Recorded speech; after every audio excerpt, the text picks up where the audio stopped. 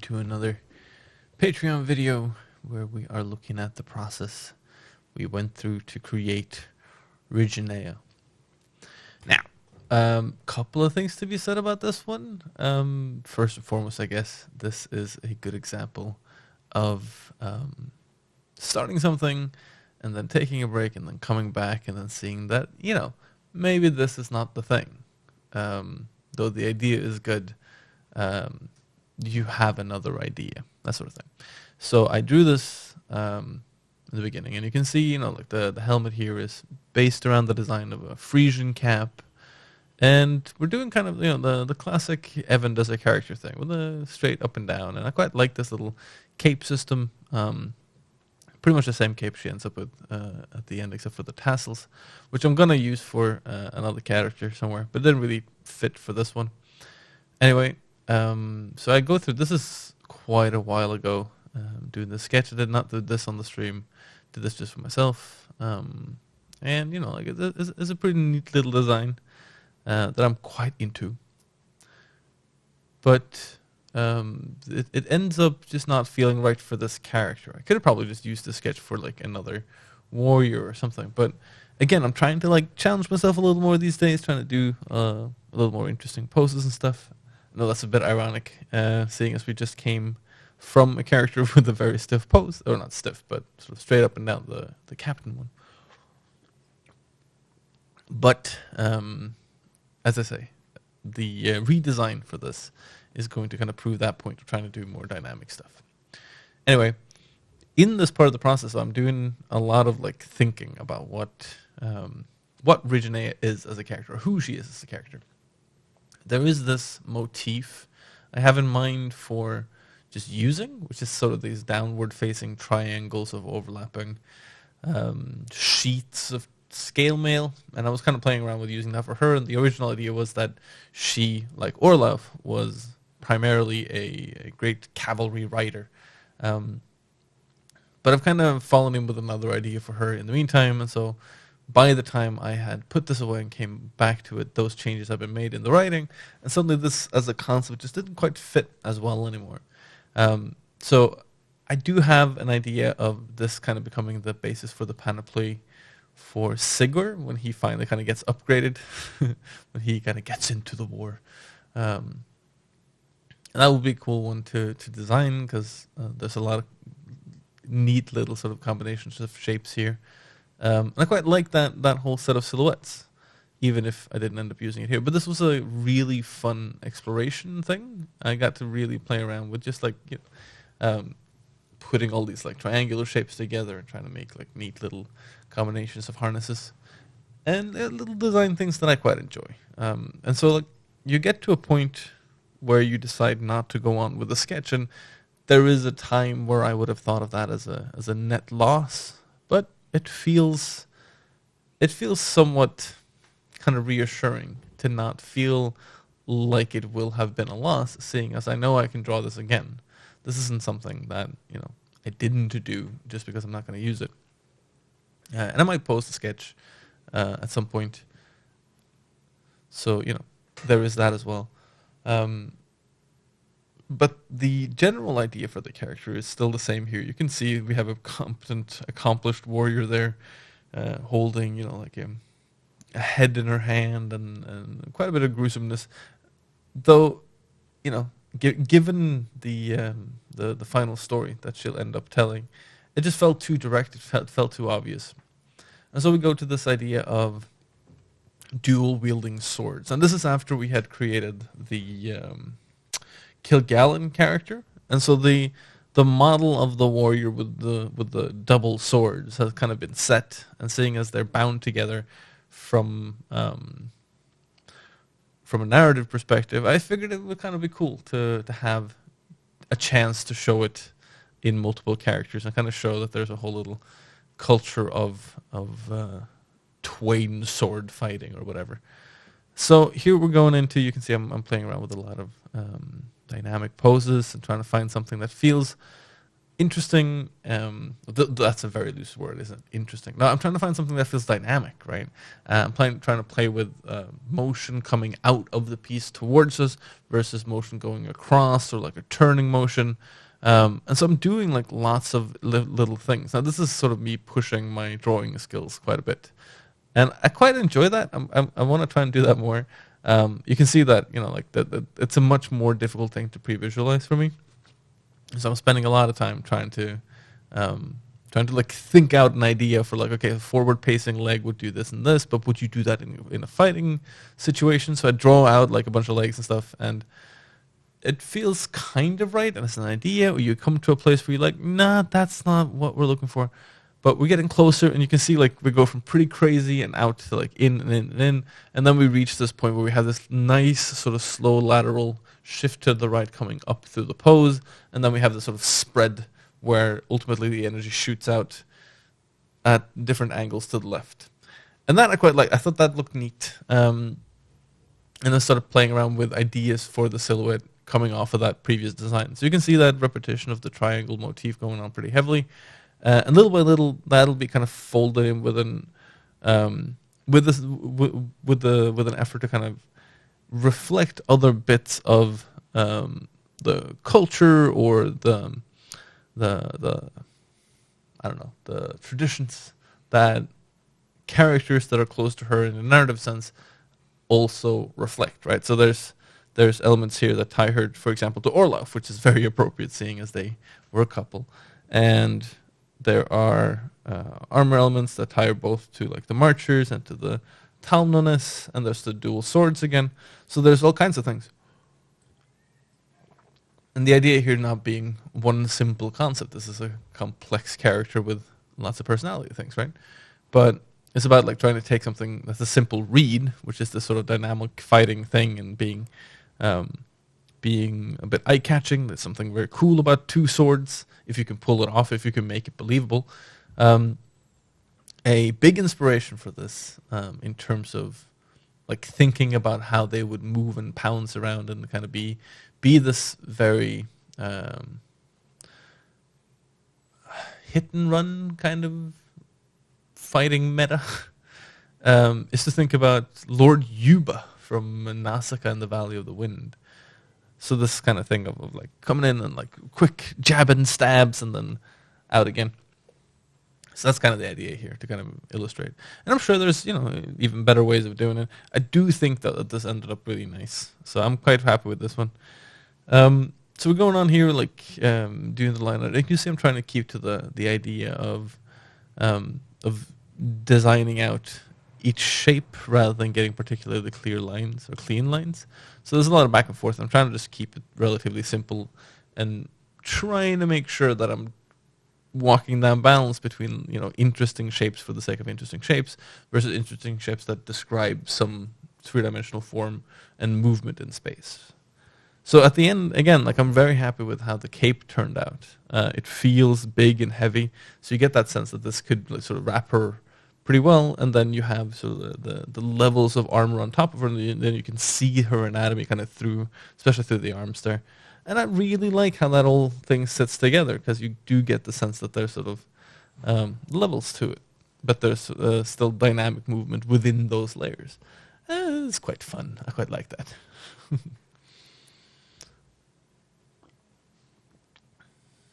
So coming up into the face, that was a difficult one. You can see I'll go through quite a few iterations of the face, even after we've added color and stuff.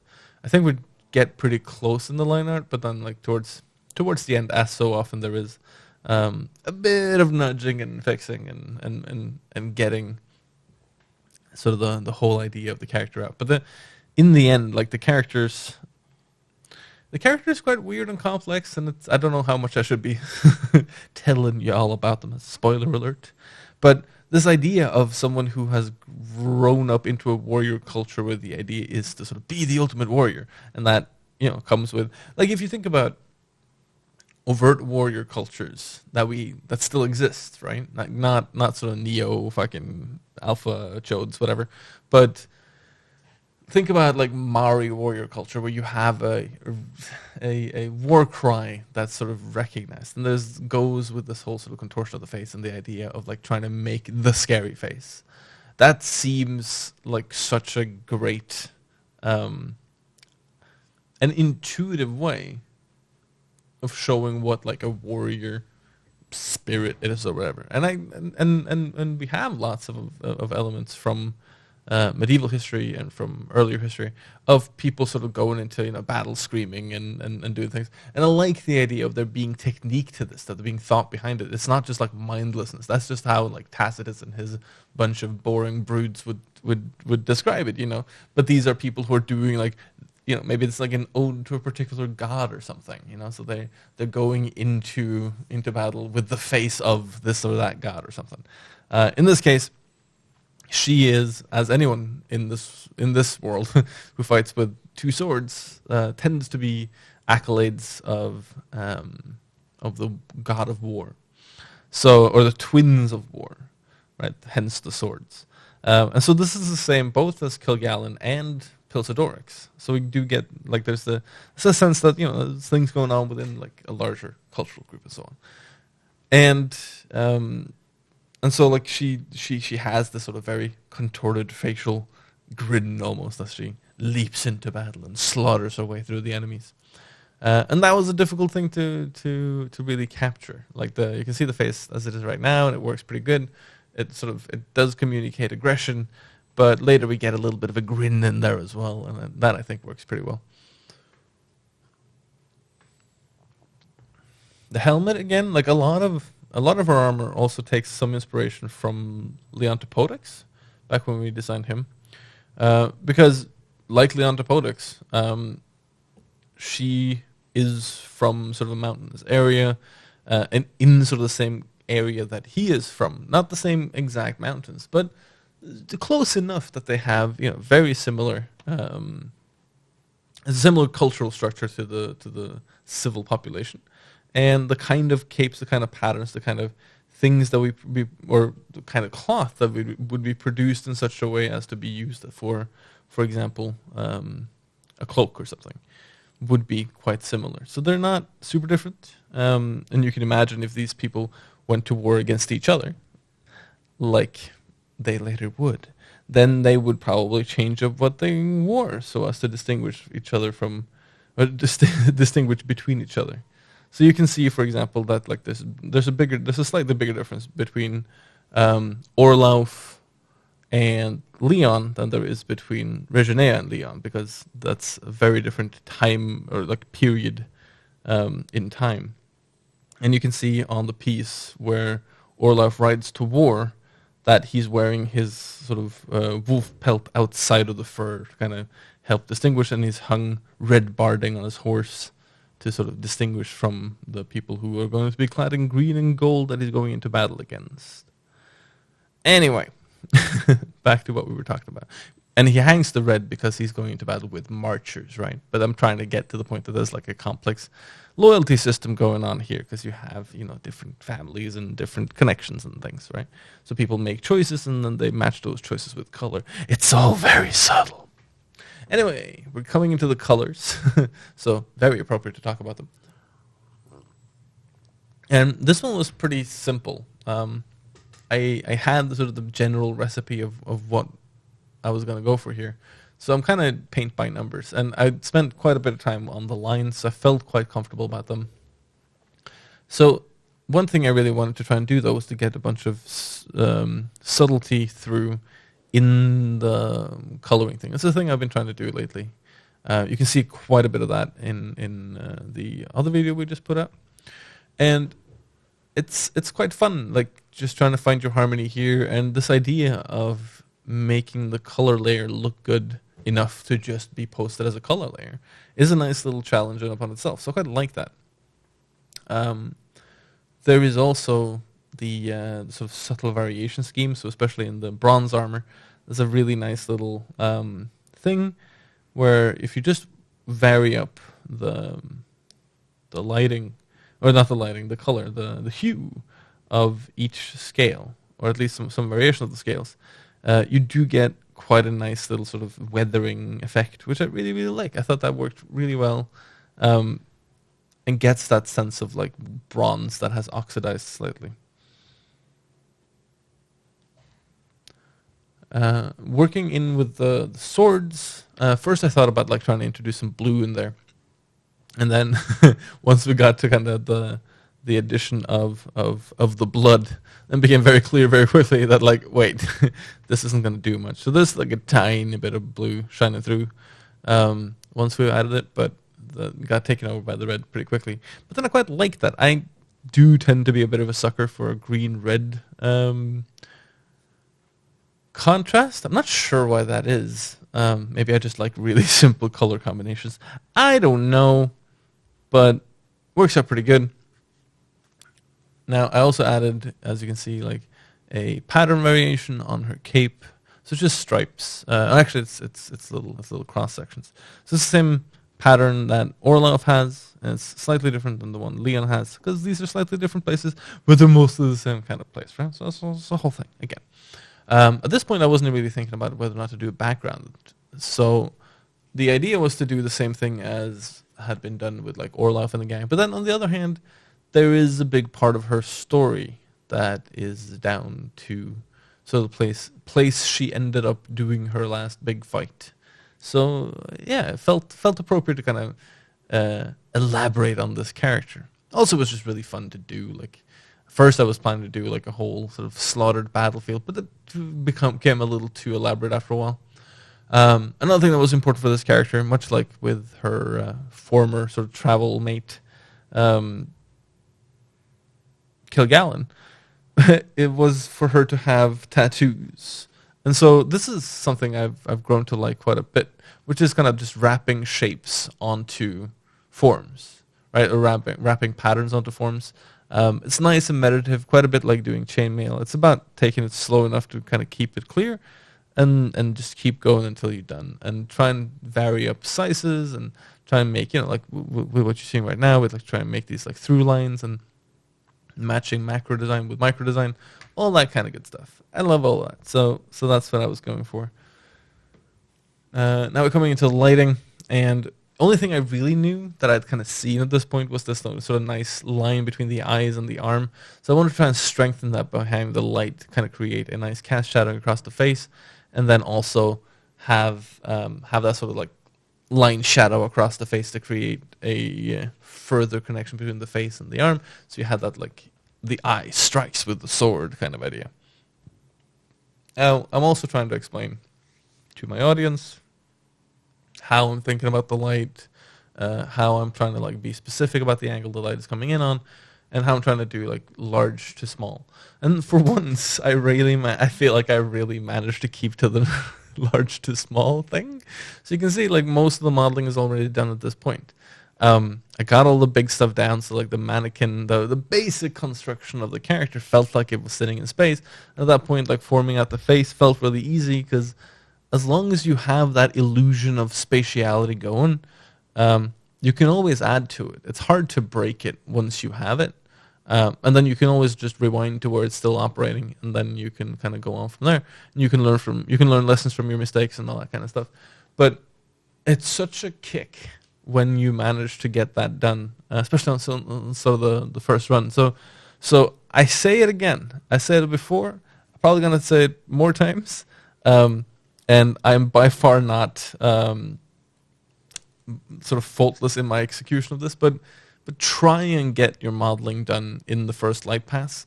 Not done, but like get it solid. And after that, it's so much more fun to start forming things out, because the difficult thing has already been done. You've already expressed the three-dimensionality of your figure. You saw there I sort of added and removed the lighting. That can be really useful too. Just not added and remove the colors, I mean. It can be really useful. Just remove the lighting, you get sort of a gray silhouette with just remove the colors, and you get a gray silhouette with the lighting on, and you get the sort of sense of a clay figure, and it's easy to think about just form. So really try and focus on that. It's going to save you a lot of heartache.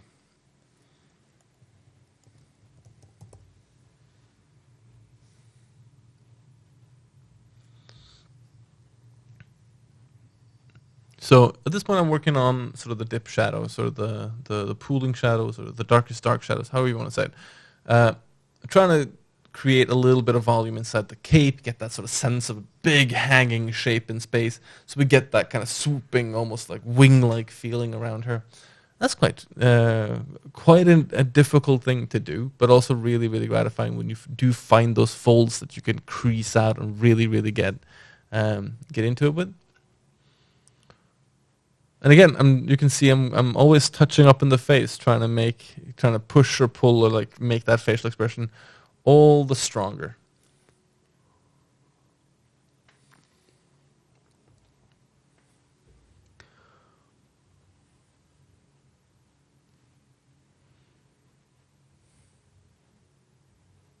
And again, we reached a part of the process where it's a little hard to see exactly what we're working on. But there's pushing and pulling around the face. There's sort of a softening of turns. There's a lot of that thing of like trying to remove anything that's going to disturb the read. So I know that it's hard to see, but I promise there's work going on. I haven't fallen asleep. You can see I'm clicking on and off layers. I'm trying to sort of get a sense of like how well are the changes I'm making reading, how well is it removing a distraction from the thing that I want the audience to see. And these are pretty small things. You can see there's work up in the mantle here. There's stuff going on sort of under the arm. There's stuff going on with the hands and around the face, especially in the hair. It's trying to break up those big shapes that are kind of formed. Hadn't really modeled a lot there. You can see I'm working down on the skirt, trying to get sort of subtle movement of these like large layers of leather to move as if there's anatomy underneath there. So I have to figure out like which one of these things are going to catch light more or less, or how do I want this to fold or that to fold. And there's a lot of decision making to be done there, because there is like you've done your best to kind of model this out when you drew it, but no drawing is ever perfect. So you do end up kind of having to push it back and pull it in, and push it back and pull it in, and kind of jiggle it into place. And the better you get at like drawing this stuff out in real life, or the better you get at drawing out the stuff in sort of true perspective, the easier it gets to implement and do. But you gotta work at it, and I'm definitely still learning. It's but it's something that the more you prepare for it, the easier it is to be prepared for. I'm explaining here the dangers of a boob plate and how it presents essentially a spear point into your own chest, or like a shovel more, like a I don't know, like a keel into your goddamn chest. That would just be very easy to exploit. And also, like, if you look at women today running around the battlefield, they don't have different flak jackets. Like, it's the same. Why would it be a thing? Why would anyone take the time to make it? That's what I'm asking. So we're putting in some side light here. This is a sort of a deciding point. Like, what are we doing to kind of add to the illusion at this point, right? So I'm thinking about this as a bit of a photo studio. I'm trying to like think about how can I enhance? How can I make it better? So I'm trying to do what I think everybody does after they've had their first lighting lesson, which is, where can I force the light in? And of course, you make your best attempt, but sometimes it's not easy. So you can see you will see me going back in, kind of pushing a bit at it, because it looked good in the moment, but that's a constant back and forth, just constant. Especially when you're working on like complex posing. But clearly I feel good enough about it to kind of go on to the next layering of light, which is sort of this, the metallicization, I like to call it. Or the highlighting, if you don't want to be pretentious about your wording.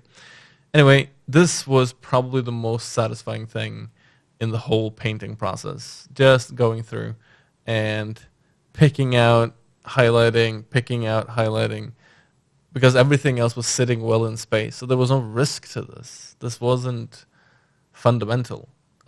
This is just getting to put those cherries on top, and it's so nice. It adds a bunch. It's one of those things that when you've done your basics well, this will help sort of pull the character off the page, I feel. I might have gone a little far in like putting it everywhere. Looking at sort of the piece now, I feel like I should have probably kept it even simpler. But I do like a lot of the things we put on. So it's not a loss or anything, but yeah, there's a cleanness to kind of early parts of the process that you always feel. So yeah, there's an elegance to that I'm gonna definitely try to keep more in line within future pieces, and I think that's just down to like cleaner storytelling. I really like, I like clean storytelling. I guess not very good at it yet, but I'm working on it. And, like in the final piece, it works out pretty good anyway. So it's fine. It's nice.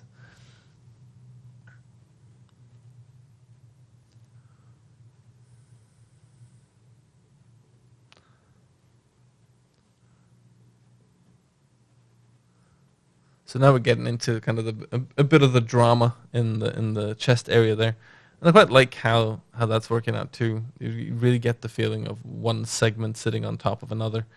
Um, so there's nice molding in that interaction. And you see, I'm looking at places where I can further describe shape through like adding little bit of detail, a little bit of lighting, trying to think about where all my light sources are. So you see, I have 3 light sources like demarked on the page. The one is sort of the secondary, that's the lighting, that's the little node on the top, and then there's the major light source. That's the hard light coming in from the left, and then there's the sort of soft but intense lighting coming in from the back.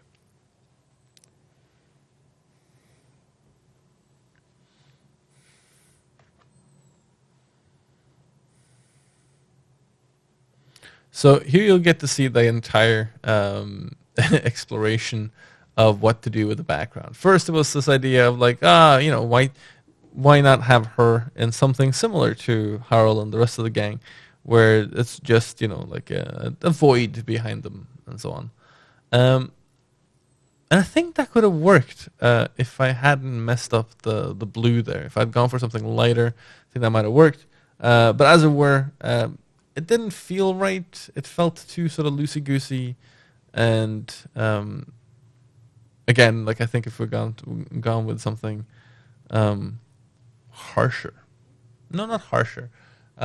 Just simpler. It probably would have worked out. But anyway, I'm looking at these like lines of action and like trying to remember what I originally wanted this thing to feel like and be like, and realizing like it's not quite doing what I want. So I'm gonna try something more. I'm gonna keep pushing at it, and I keep also like adjusting the lighting on the piece itself to kind of match those things. So again, we're in one of those situations where there's a lot of back and forth. I do enjoy that part though, don't get me wrong. Like that's one of my favorite bits of the whole work, is to get and sit and noodle and just enjoy the process of taking something that I've already constructed and kind of bringing it out and making it or presenting it to people. Like I like that aspect of this, that I get to have like an idea that I think is cool and then try and show people why I think it's cool.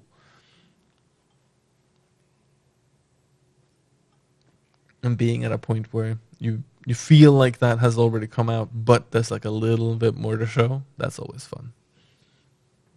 Anyway, this is a long process of this background thing. It's going to be most of the rest of the piece, other than sort of rendering just at the end. And again, like I planned a lot for the character. I didn't plan a lot for the background. So the background, inception, becomes a bit random. You can see here I'm working up this idea of massive splatterfest behind her, and she's sort of absolutely gone through some people. And we're going to see them lying in the background. I'm thinking sort of like, some Marvel cover kind of 2013-ish kind of thing. But after a bit, that becomes not the right idea. So I decided to try something different, do a little bit of landscape. There is sort of a hint of that idea still in the final, but it's definitely not as pronounced.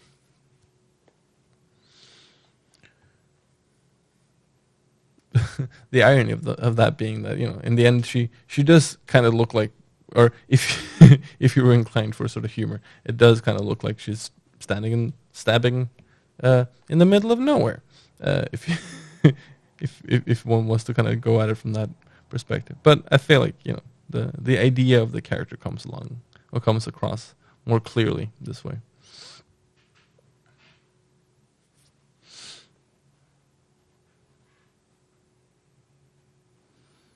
Again, like as you layer these like elements on top of each other again and again and again, you have to go back and like make sure that in the points of particular overlay, like you can see there where the blood is on the face and just where the light is, that's a really important place for these things to read well together. So I keep coming back to that and making sure that the read is good, that the read is solid right there.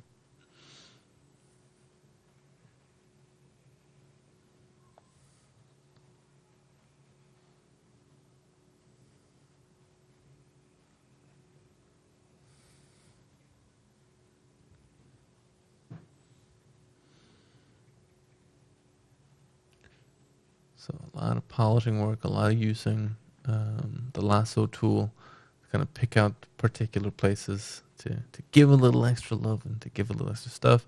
And then, you come into the background, you find like large swooping shapes that kind of reflect the same movements as inside of the piece, and you play around with those. And there's really not that much interesting things to say about this part. So we can talk a little bit about the character, perhaps, and like why this is appropriate for her, without giving away too much of the backstory, since that's coming later. But a while before our story begins in TEGN, there has been this sort of big old culminating battle that is kind of weirdly not spoken about much. And it's gonna come out that this has to do with this sort of term or this sort of friendship thing that is hurtful for a lot of people and also has to be kept kind of secret.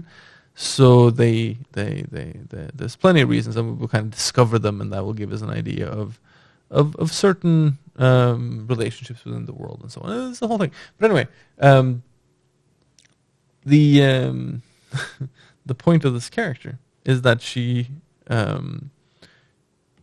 much like certain other characters in the story that I can't reveal at the moment. But anyway, they have gone off and done things that they objectively thought were the right thing to do, even though they were deemed to be foolish or suicidal or whatever by other people. And then they have gone off and they've had sort of great success. But because they are devotees of battle, it has not necessarily seemed maybe to work out. And we'll get kind of a couple of those, because that is a recurring theme in sort of ancient characters. See your Herculeses and your Ajaxes and your Achilleses and so on. But that doesn't mean that they're not understandable. That doesn't mean that they're not characters we can explore. And it doesn't mean that they have to be the most depressing sort of doomed hero either. It could be that this is the thing that they want to achieve and that there can be something in that. So anyway, that's a little bit of the point of this character, is that she very much is a warrior at heart, and this is part of the reason why she has had to, or has felt a need to attend or arrange, I guess is a better term, this battle. And it has lots of side effects for people around her, and it has a lot of side effects for sort of the world up until the day we start in on the story. And it'll be sort of a character through whom we'll explore the idea of warrior as a vocation, as a calling, not just like as a sort of barbarian, go in and fight, but war as a religious act, as a sort of idea of of a thing that it's always going to be there, that is a huge part of human nature, and that there is I just like the idea of reframing sort of these old warrior cults into being something that's rather considered, and also it is religious, so it is based on not always the most logical or necessarily smart reflections, but reflections nonetheless that does carry its own aspect of verisimilitude, I guess is a good word for it. And whatever it is her religion, and she has followed it, and she is a devotee of it, and she's very good at it, as you can see.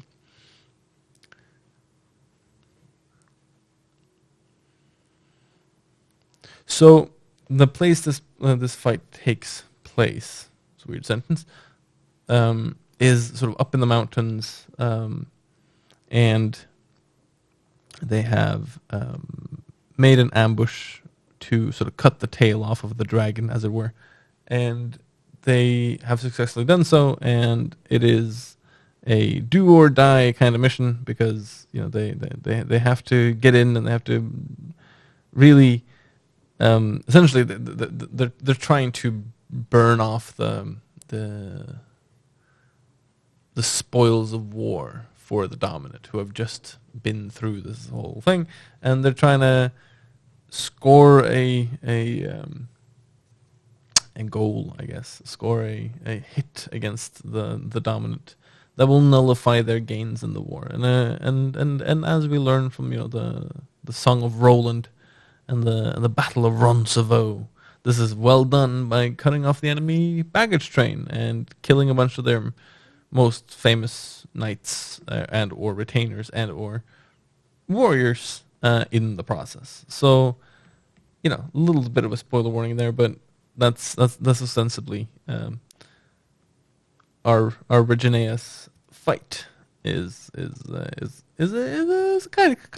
kind of a Battle of Roncesvalles kind of deal, which is fun, isn't it? And so that's what we got here. She's coming down with her desperados, and they have kind of torn through the outer layer of heavily armed infantry that's defending the baggage train, and now they're tearing into the soft troops. And a terrible tale it is. So little by little, we're kind of pulling it all together, trying to remove things that is taken away from the overall read, trying to solidify the choices that we made along the way, trying to make everything sort of feel nice and cohesive and put together. And also trying to take some notes so that I know what to work on more next time and so on. It's fun to look at a process like this